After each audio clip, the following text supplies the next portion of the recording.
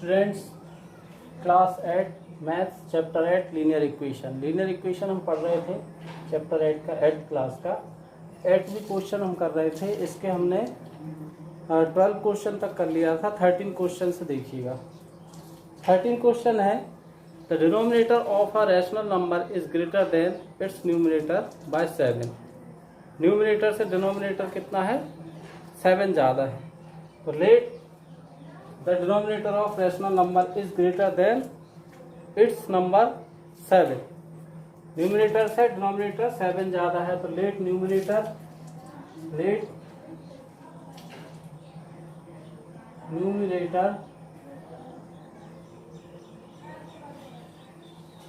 B x, है ना। Numerator है ना, न्यूमरेटर भी एक्स मान लिया and denominator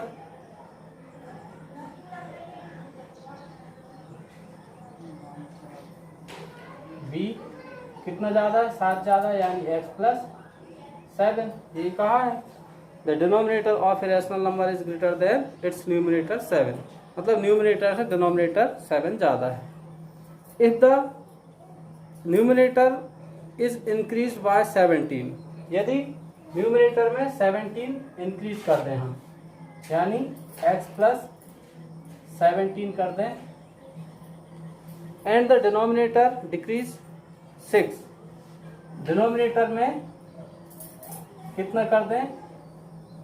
x plus 7 decrease कर दें 6 कर दें, the denominator decrease 6, the new number become 2। तो न्यू नंबर कितना बन जाता है हमारे पास? 2 बन जाता है। 2/1 कर लिया मैंने। Find the original number. देखिए इस क्वेश्चन को पहले क्या है, वर्ड प्रॉब्लम का जो रहता है उसको पहले समझना रहता है कि इसमें बोल क्या रहा है। सबसे पहले इसने क्या बोला कि एक रैशनल नंबर है जिसका डिनोमिनेटर न्यूमरेटर से 7 ज़्यादा है, तो न्यूमरेटर हमने x मान लिया और डिनोमिनेटर x प्लस 7 मान लिया। अब इसने कहा है कि न्यूमरेटर में यदि 17 इंक्रीज कर दें और डिनोमिनेटर में 6 डिक्रीज कर दें तो 2/1 मतलब 2 ये रैशनल नंबर बन जाता है। अब इसको सिंप्लीफाई करके इनकी वैल्यू निकाल लेंगे हम। क्या होगा ये? x प्लस 17 और 6 में 7 प्लस करेंगे तो 1, x plus 1 is equal to 2/1। तो 1 का इधर करेंगे तो 1 into x plus 17 is equal to 2 into x plus 1। कितना हो जाएगा? x प्लस 17 ही रहेगा ये कितना हो जाएगा? 2x plus 2।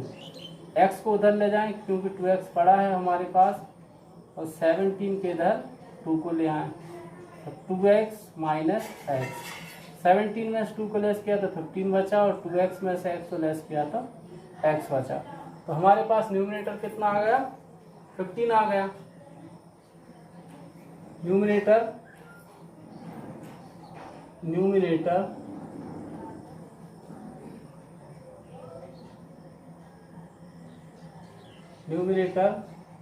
इज कितना आ गया? x इज इक्वल टू 15, और डिनोमिनेटर क्या हो जाएगा?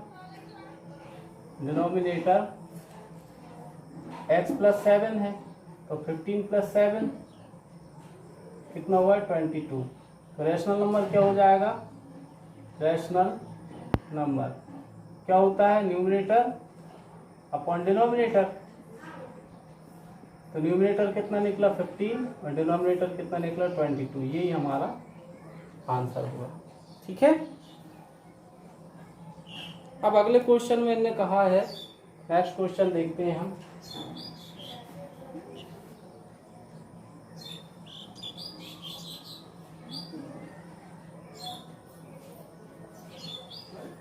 नेक्स्ट क्वेश्चन में इन्होंने कहा है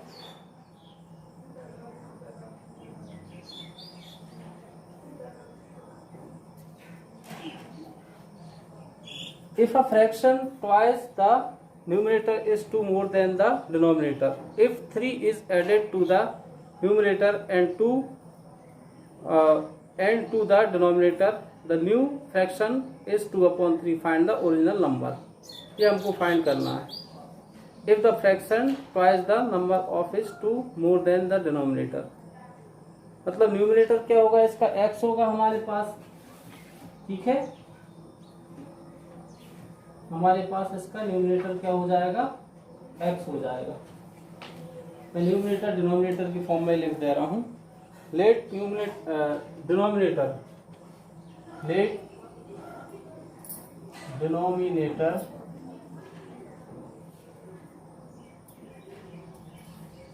डिनोमिनेटर मतलब d is equal to x. और इसमें क्या कहा था, न्यूमरेटर कितना है, न्यूमरेटर की इसमें क्या कहा था, न्यूमरेटर में कहा था कि इसका डबल, न्यूमरेटर का डबल कितना है, इसके न्यूमरेटर डिनोमिनेटर से 2 ज़्यादा है. यानी न्यूमरेटर कितना होगा, x plus 2/2. According to question हम देखें तो अब इसमें क्या कह रहा है, यदि न्यूमरेटर में 3 ज़्यादा कर दिया जाए और डिनोमिनेटर में भी 3 ज़्यादा कर दिया जाए तो फ्रैक्शन 2/3 बन जाता है. न्यूमरेटर में n+3. अभी मैं न्यूमरेटर को n से रिप्रेजेंट कर रहा हूँ, डिनोमिनेटर को d से कर रहा हूँ, फिर बाद में अपन इसको सिंप्लीफाई करके सॉल्व कर देंगे. और डिनोमिनेटर में भी 3 ऐड कर दिया जाए तो फ्रैक्शन बन जाता है हमारे पास 2/3. तो इसको सिंप्लीफाई कर लें. 3 का इंटू इधर n में n+3 और 2 का इंटू इधर d+3 क्या हो जाएगा, 3n प्लस 3 3 जा 9, 2d प्लस 3 2 जा 6, 3n और 2d को इधर ले आए, 2d 6 माइनस 9, 3 में से 3n. अब वैल्यू रख दें. 3n न्यूमिनेटर कितना था, x प्लस 2/2 माइनस 2. डिनोमिनेटर कितना है हमारे पास, x है तो 2x इज इक्वल टू 9 में 6 को लेस करेंगे तो माइनस का 3. अब इस 2 को हटाना है, 2 का इंटू इसमें कर दें हम 3x प्लस 2. इसके न्यूमिनेटर में नहीं हुआ, 2 2 जा 4x इज इक्वल टू 2 3 जा माइनस का 6. तो ये 3x प्लस 3 2 जा 6 minus 4x is equal to minus का 6. 4 में से 3 को लेस करेंगे तो माइनस का x और माइनस का 6 और माइनस का 6, यानी माइनस का x is equal to minus का 12. x की वैल्यू क्या आ गई, प्लस का 12. ठीक है, x की वैल्यू 12 आ गई हमारे पास. तो डिनोमिनेटर क्या हो गया, डिनोमिनेटर हो गया हमारे पास,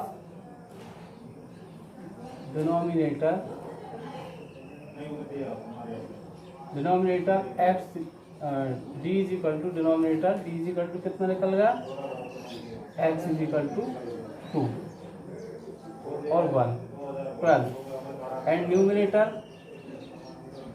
न्यूमिनेटर कितना निकल गया हमारे पास, इसका क्या है, x प्लस 2/2 यानी 12 प्लस 2/2 यानी 14/2 यानी 7. तो रैशनल नंबर क्या हो जाएगा, रैशनल नंबर हो जाएगा हमारे पास न्यूमरेटर अपॉन डिनोमिनेटर. न्यूमरेटर कितना है हमारे पास 7 अपॉन डिनोमिनेटर कितना है 12. 7/12 हमारा आंसर आ जाएगा. ओके, 7/12 हमारा आंसर आ जाएगा फ्रैक्शन. अगला क्वेश्चन है हमारे पास 15.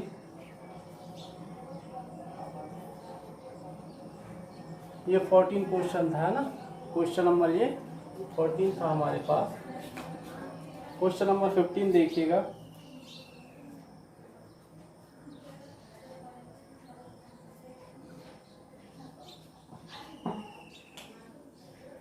क्वेश्चन नंबर 15 है हमारे पास, अपनी गई शायद. इसका 15 है, the length of a rectangle exceed its breadth 7 centimetre. Length जो है रेक्टेंगल की, इसकी ब्रीथ से चौड़ाई से कितनी 7 ज़्यादा है. If the length of the decrease 4 centimetre and breadth is decrease 3 centimetre, the area of new rectangle is the same as the area of the original rectangle. इसमें देखिए क्या क्या बोल रहा है ये। Length of rectangle exceed it breadth 7 centimetre. Length जो है रेक्टेंगल की ब्रीथ से लेट ब्रीथ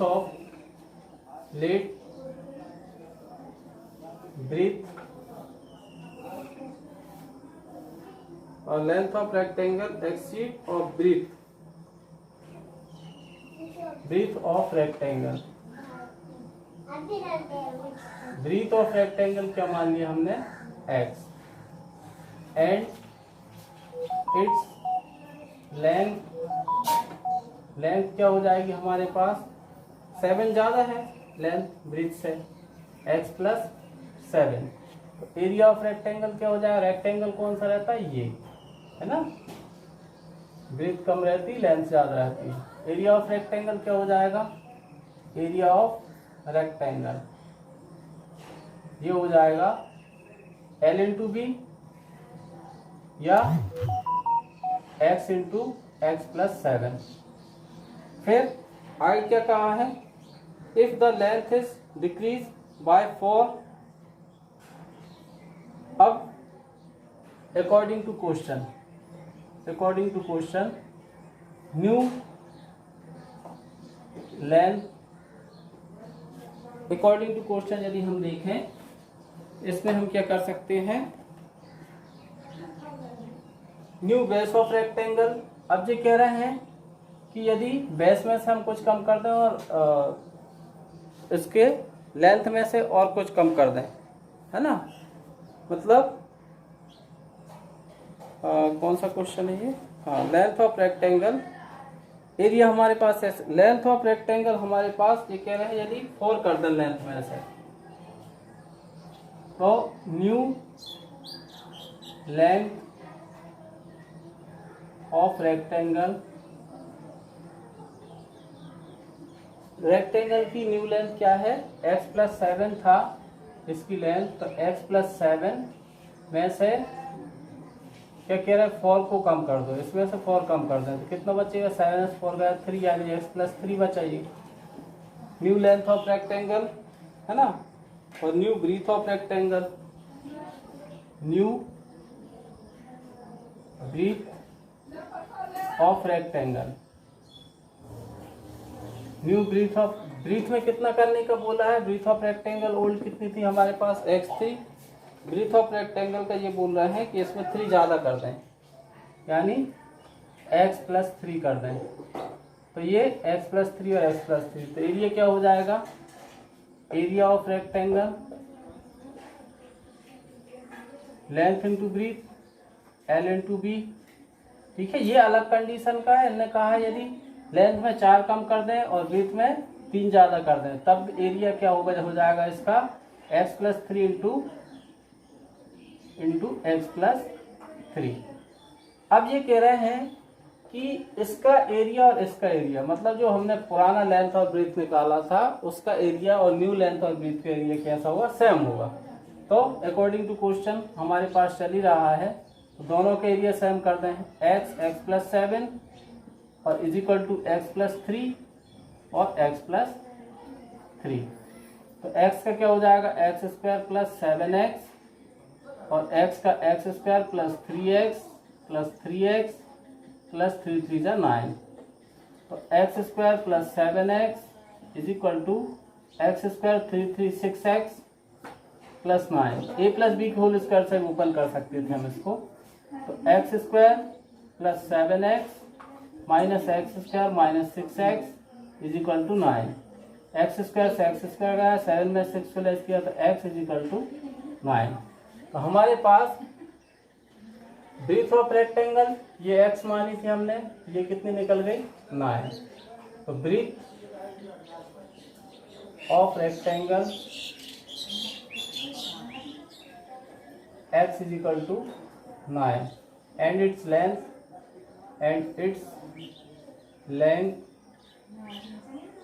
कितनी हो जाएगी, x प्लस 7 है, x प्लस 7 यानी 9 प्लस 7 16, ये लेंथ हो गई। 9 और 16 हमारे पास लेंथ और विड्थ निकल जाए। ठीक है, ये हमारे पास 14 क्वेश्चन था। अब अगले क्वेश्चन में कह रहे हैं ये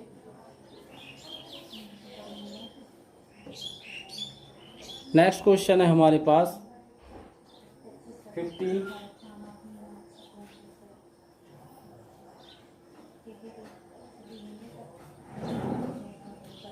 फिर रेक्टेंगल की बात की है हमने, इसमें बोल रहे हैं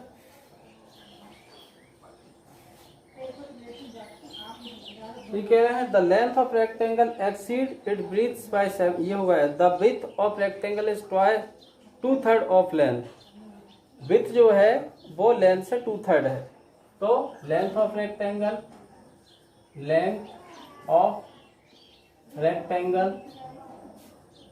इज इक्वल टू एक्स। ठीक है, the width of rectangle 2/3 of its length and breadth of rectangle 2/3 मतलब 2/3 एक्स हो गई, इसकी ब्रीथ 2/3 हो गई। ठीक है, if the parameter is 180, given parameter कितना है, given parameter is equal to कितना दिया है हमको, इसका पैरामीटर 180 मीटर है। तो ये कह रहे हैं find the dimension of rectangle, वही लेंथ और ब्रेथ फाइंड करना है। तो पैरामीटर ऑफ रेक्टेंगल फॉर्मूला क्या होता है, पैरीमीटर ऑफ रेक्टेंगल, यह इसमें ही रख दूं मैं, पैरीमीटर ऑफ रेक्टेंगल होता है 2l + b। ठीक है, पैरामीटर ऑफ रेक्टेंगल कितना दिया है, 180 दिया है। 2 लेंथ कितनी है हमारे पास, ये l है और ये b है ना।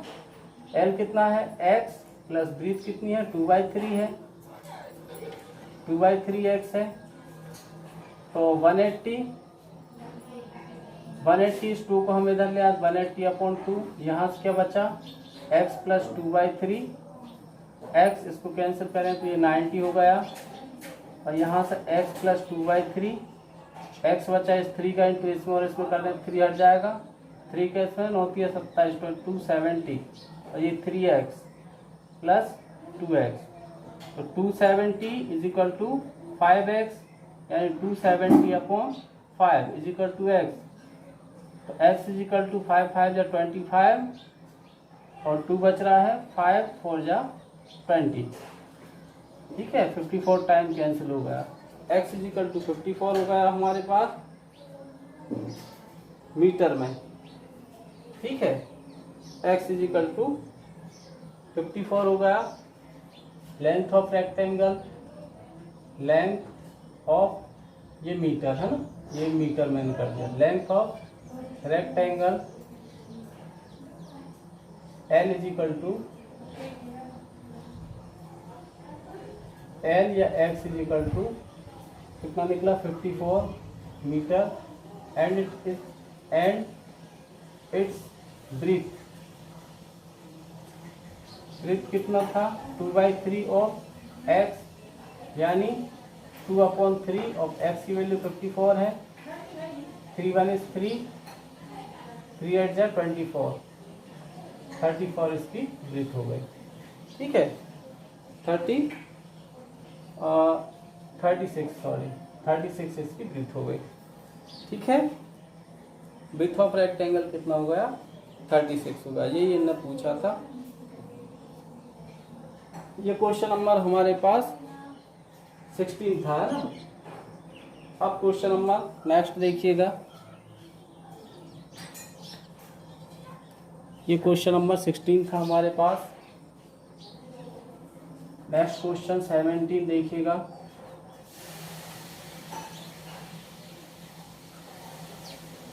क्वेश्चन नंबर 17 में कहा है an altitude of triangle 5/3 of length of its corresponding base.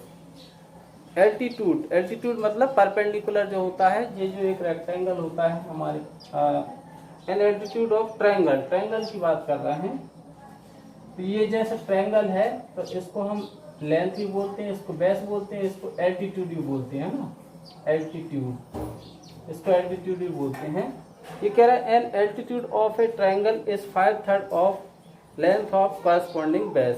तो let base of rectangle, let base of triangle, base of triangle हमने क्या मान लिया, बी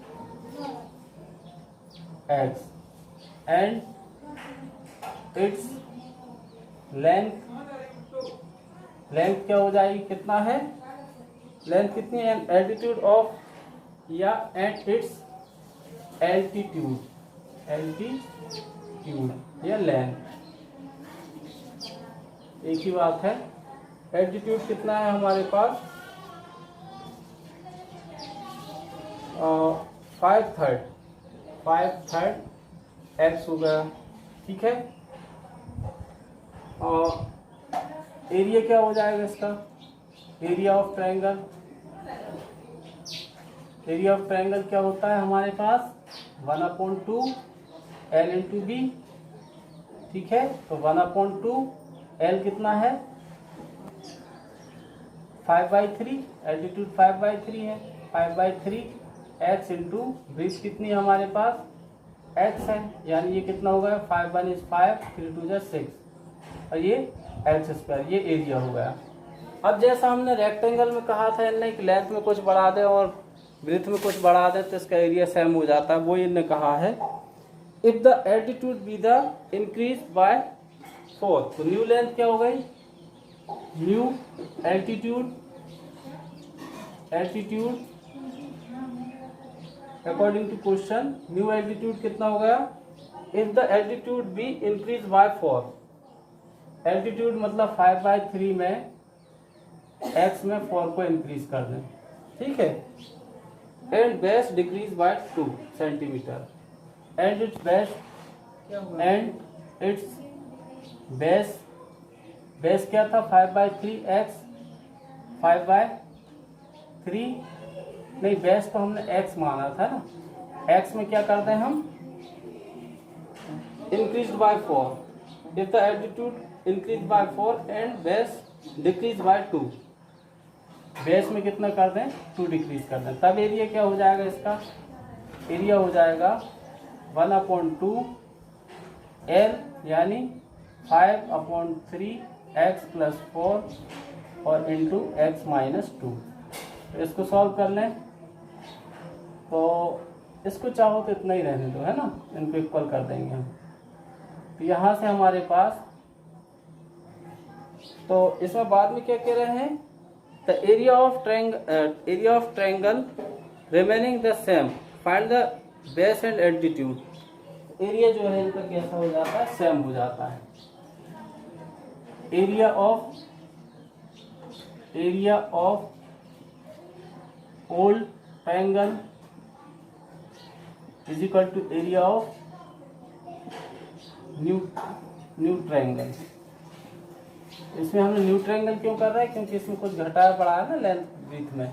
इसका क्या है 1/2 5/3 x into x is equal to, इसका क्या है 1/2 5/3 x + 4 और x - 2 है। तो 1/2 से 1/2 कैंसिल हो गया, ठीक है। यहाँ से क्या बच रहा है हमारे पास 5x² 3। तो यहाँ से इसका इंटू इसमें करेंगे तो 5x² 3 और माइनस 5 2 जा 10x/3। ये इस 3 को हटा ही दें यहाँ से, है ना। यहाँ से इस 3 को हटाने के लिए क्या करना पड़ेगा, मैं ऐसा कर ले रहा हूँ 5x² 3 और यहाँ से इस 3 का इसमें इंटू कर दूँ तो ये अपॉन में आ जाएगा। 5x + 4 3 = 12/3 और x - 2 ये दिया है। इस 3 से ये 3 कैंसिल, डिवाइड की वैल्यू कैंसिल हो जाती है। तो 5x² = 5 का x में करूँगा मैं तो क्या हो जाएगा 5x² हो जाएगा ठीक है। 5 टू जा माइनस का 10 और 12 का x में करेंगे तो 12x हो जाएगा और 12 का 2 में करूँगा तो माइनस का 24 हो जाएगा। ठीक है। 4x और इसका 5x² और 5 टू जा 10x, ये कितना हो जाएगा 10x हो जाएगा। 5 टू जा 10x और 12x का 12x हो जाएगा प्लस का ये, और 12 टू जा 24 माइनस का हो जाएगा, है ना। इधर 5x² है, यहाँ भी 5x² है। 12 में 10 प्लस करें तो माइनस का 2x बचेगा प्लस का 2x और माइनस का 24। इन दोनों वैल्यूज को इधर ले आए, 5x² minus 5x² minus 2x और माइनस का 20 इज इक्वल टू माइनस का 24। स्क्वायर वाली वैल्यू तो कटना ही है। माइनस का 2x is equal to minus का 24 बचा, 24 से x इज इक्वल टू 24/2 यानी x इज इक्वल टू 12 आ गया। तो बेस ऑफ ट्रायंगल क्या आ गया हमारे पास, base of triangle x is equal to 12 centimetre and its altitude, altitude कितना हो जाएगा हमारे पास 5/3x, 5/3x या 5/3 इंटू 12, 3 4 जा 12 और 5 जा 20। एल्टीट्यूड कितना आ गया इसका 20 और बेस कितना आ गया 12 आ गया। यही हमको इसका सॉल्यूशन है, यही करना था। बेस 16 आ गया और हाइट या एल्टीट्यूड कितना आ गया 20 आ गया। ठीक है। नेक्स्ट क्वेश्चन है हमारे पास,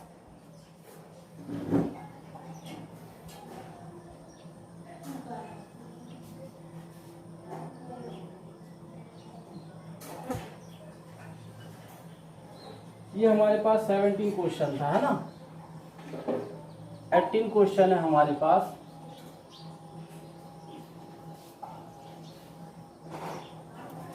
two angle of a triangle are in the ratio, two angle of triangle are in the ratio for ratio 5।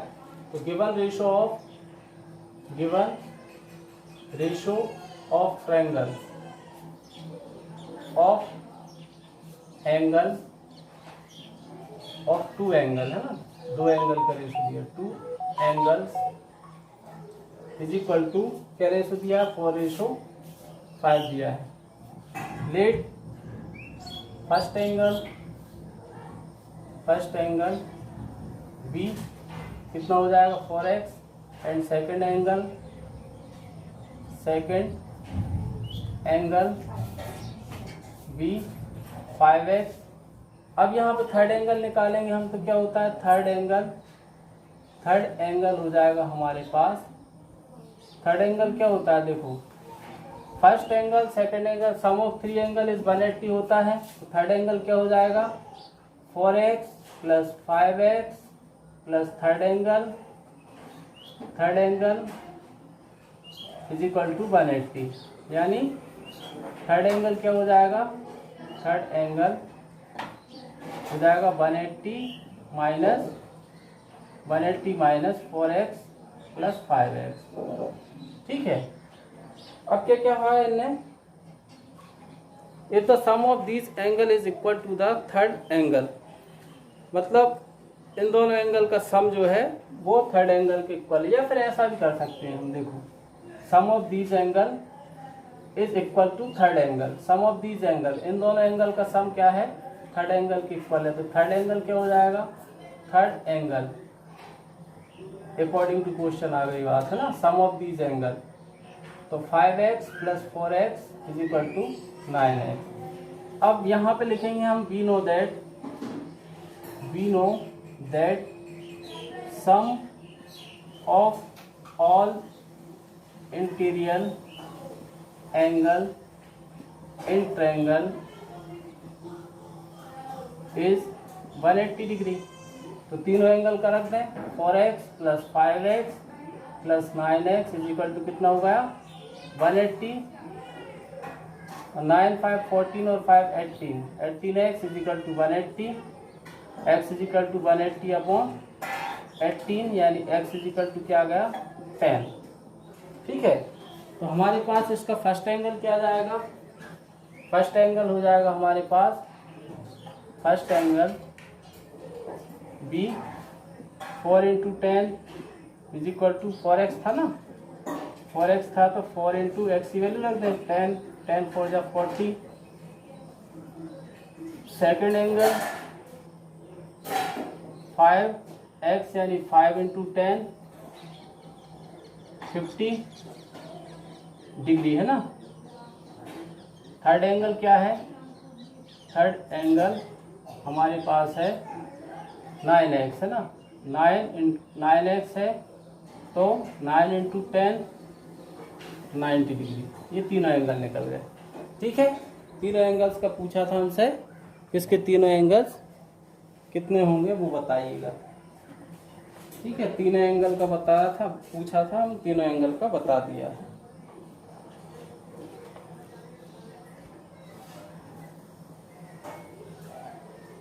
अगला क्वेश्चन है, ए stammer goes downstream from on part of another in the 9 hour, it covers to same distance up to upstream in 10 hour।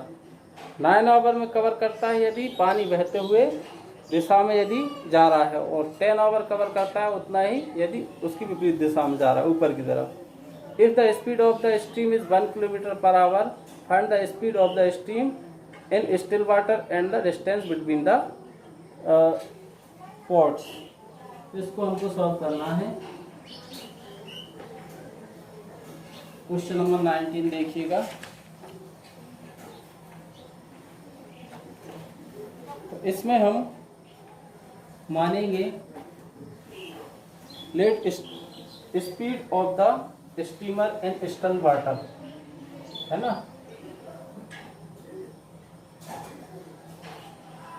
Question number 19, let speed of the steamer